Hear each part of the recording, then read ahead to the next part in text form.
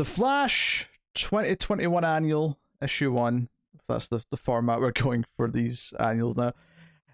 Jeremy Adams writing with Randall Persarin and Brandon Peterson on the art. So there's a lot going into this because I've been enjoying this arc. You get Wally jumping around into different speedsters' bodies at various points in time. And it ended with a cliffhanger last issue of him arriving in his own body, Heroes in Crisis. And it was like, okay, this story was always building to dealing with this in some way.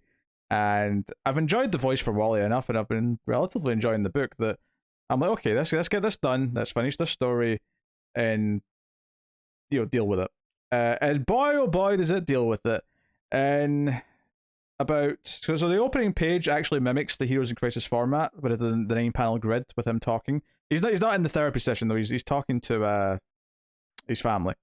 But so he ends up in Heroes in Crisis, and he's looking up at all the people there who did die in his like energy blast explosion. And this book as neatly as possible anyway, just retcons it. Retcons the shit out of it. Not so much that it saves people who died. The people who died still died. But it retcons that it was ever Wally's fault.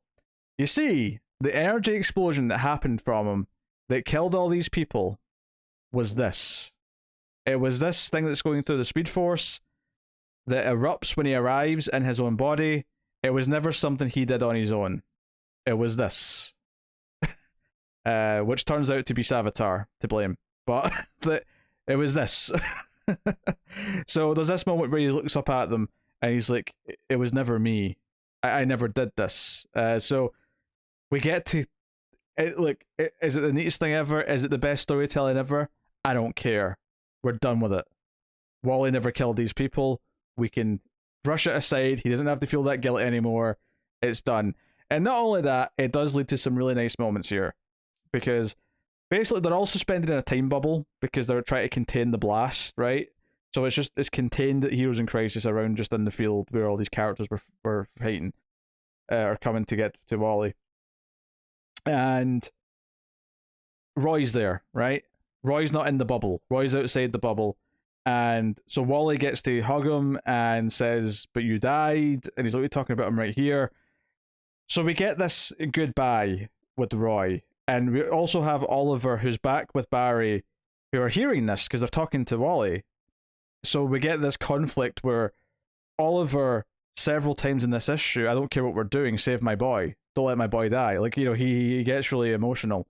If anything, he probably uses the phrase "my boy" maybe a couple too many times. But the first time he said it did make me sort of not smile, but like I was like, oh, that was touching. He, he's like, what to save his son.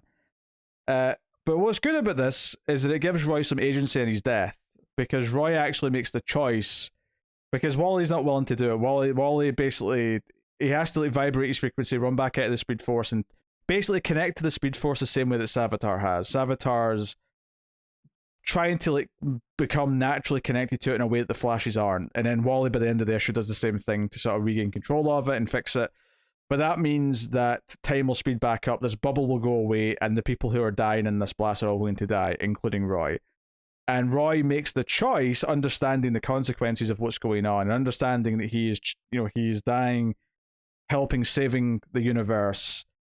He makes the choice, and he actually fires an arrow that sort of like kicks it into gear. So he actually has agency in his death.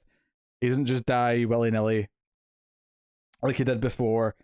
He even says, can Oliver hear you? And he says goodbye. He says he was a good dad, and so on. It makes it clear that, hey, people like us exist to ensure that there's still hope for tomorrow, which ultimately is kind of the sentiment that Wally has when he comes back. And he's like, no, I'm the Flash now. And he has his Flash outfit. He, because Savitar follows him and they fight a bit. Wally's kind of weak, but Barry gives him a ring and it's got his Flash outfit. Not his one with the open top from Rebirth. It's his, full-fledged Flash outfit that looks like Barry's, with some minor differences. The key difference here I noticed was actually that it doesn't have all the extra little yellow lines on it from New 52. It's just smooth red. Which is good, by the way. I like it. I prefer it. Yeah. So, honestly, yes, it's a bit retconny, it's a bit convoluted to make all this work. But as an issue to deal with Heroes in Crisis, sweep it under the rug, make Roy's death not feel as, random and whatever.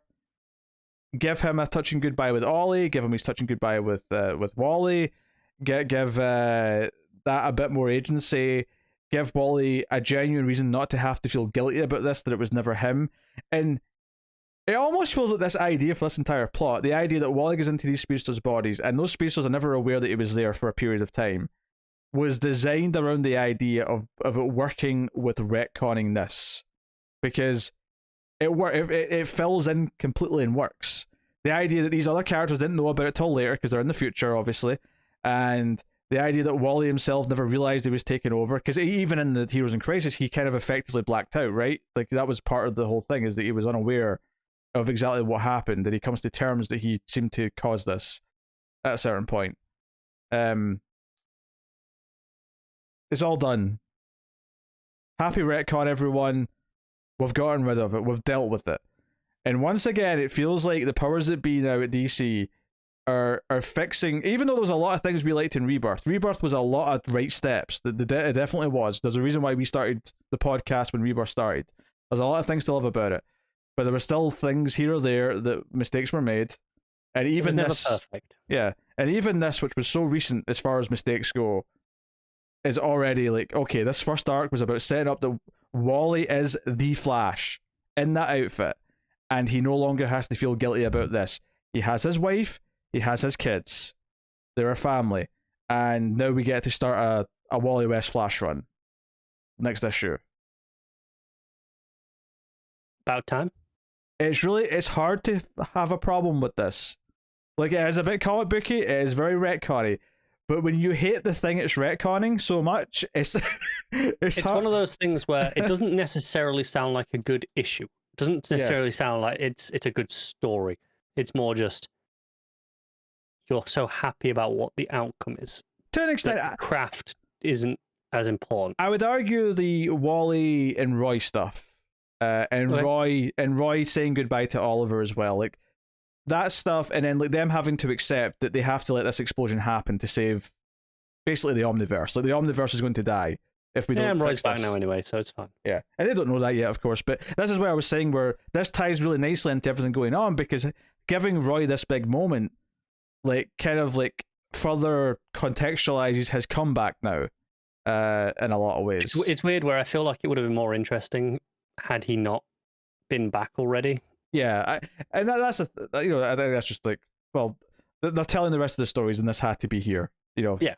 6-7 issues and whatever it is, and it's fine. But it kind of feels like, oh, Roy feels important again, and giving him this moment here where his death actually isn't just off panel, doesn't just feel like a shock cheap thing.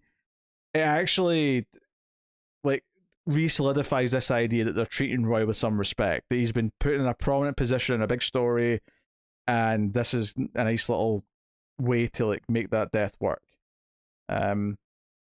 So this is fairly schlocky, timey-wimey, Speed Force Bro comic book storytelling, but it's doing it for all the right reasons. So, and I didn't have a bad time, because there are giant little character beats in here that are good. I enjoyed a lot of this arc, here or there. And it's kind of in the same place as Green Lantern is for me, where it's definitely some rough around the edgy stuff in terms of it's not the prestige book that some other books are, but it's solidly just being a Flash comic. And at least I hope it feels like that now that we're past this arc. Find out soon.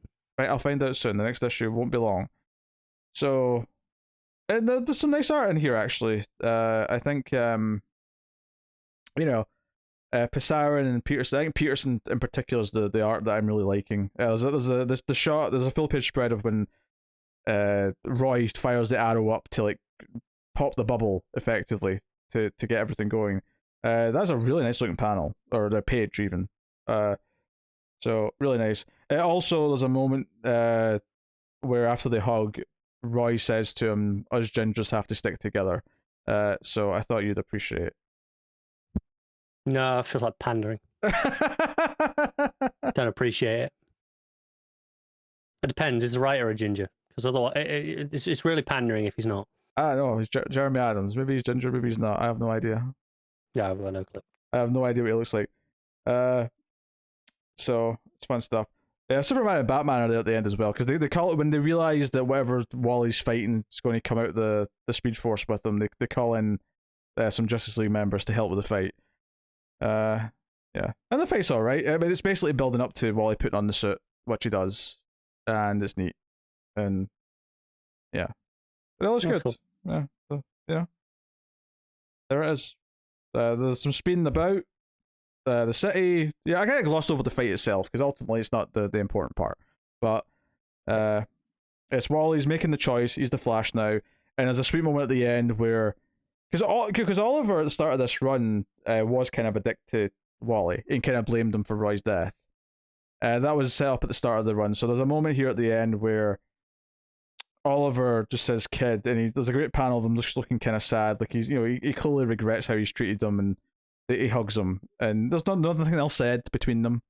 It's just like, Wally lost one of his best friends, Oliver lost a son, and this was something Roy clearly made the choice as a hero to do, as opposed to what it seemed like before. Yeah, and it just ends with a full page spread of Wally running in his proper Flash outfit. That smooth red, I love it. And he just says, "My name is Wally West, and I am the Flash." And it says next heat wave, so we're getting a heat wave story next, which just feels like a fun romp. Yeah, give Wally some Flash villains to fight.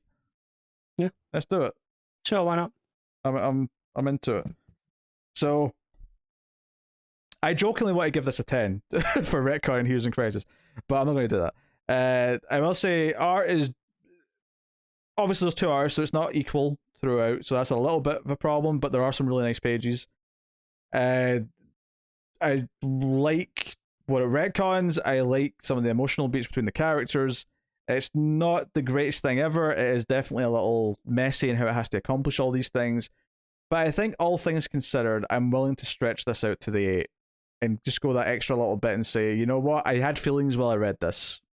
Happy feelings, both in an emotional and universe context, but also in a meta context. So finally, we don't have to deal with this anymore because it's done. This is the thing. I expected this arc by the end to deal with the idea of him constantly having to be depressed about Heroes in Crisis, but they made it impossible now because it wasn't his fault. It wasn't him. He never has to consider that again.